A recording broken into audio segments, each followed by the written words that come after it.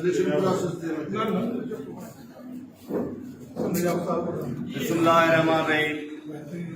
काबिल एहतराम मरकजी सदर साईं गुलाम रसूल साहब, साईं गाजी सदस्य काबीना, मुझो वॾो साईं रफ़ीक अहमद जरवार साहब, साईं इंतज़ार चलगरी, मुझे सजा साथी साईं गुलाम नबी साहब, शाहिद हुसैन ज़िले जा उहदेदार उस्ताद साथियों, मुझे तरफा के सलाम।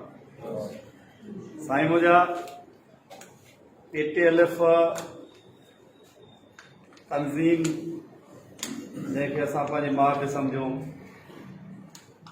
जॾहिं पाण खे मरकज़ी इलेक्शन चेयरमैन जी मनसब मिली, पाण इहो वचन ऐं वाइदो कयोसीं त 8 सालनि 9 सालनि खां वठी जेका PTLF धड़ाबंदी जो शिकार हो, उनखे हिकु करण लाइ मां त पंहिंजे तरफ़ां, पंहिंजे कमेटी जे तरफ़ां सभिनी दोस्तनि खे गॾु करे हलण लाइ इलाही कोशिशि कई, जंहिंमें साईं गुलाम रसूल साहब, साईं इंतज़ार, साईं रफ़ीक साहब, सिकंदर जतोई, हाजी साहब, जेको असां पंहिंजे इन कोशिशि में कामयाब वियासीं।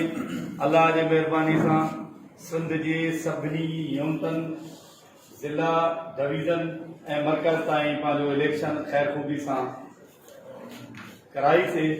उनखां पोइ ग़लतफ़हमी चइजे या कुछ मामला मसइला जेके बिरशा में थिया आहिनि, बहरहाल उहो जेको थी वियो, वक़्तु हुयो, गुज़री वियो। उन ग़लतफ़हमियुनि जेको तंज़ीम खे कुझु नुक़सानु रसायो, उनमें कुझु दोस्तनि जूं ग़लतियूं थी सघे थो, असां मां बि इंसान आहियूं, असां खां ग़लती थियो हुजे। बहरहाल मां वरी बि साईं गुलाम रसूल साहब खे मुबारकबाद ॾियां थो, जेको उन इलेक्शन खां पोइ सिंध जो सदर थियो। मां मीडिया जे तवसुल सां पंहिंजे हाजी साहब खे, सिकंदर जतोई खे ऐं सिंध जे सभिनी ज़िले तालुके सदरनि खे गुज़ारिश कयां थो, वही PTLF तंज़ीम आहे, इख़्तिलाफ़ राय रखणु हर कंहिंजो जमहूरी हक़ आहे, पर तंज़ीम खे मज़बूत करण लाइ तव्हां हिन इदारे में अचो। इन वर्किंग कमेटी में जेकॾहिं तव्हांखे जेको बि ॻाल्हाइणो आहे, तव्हां अची हिते पंहिंजे इदारे में ॻाल्हायो।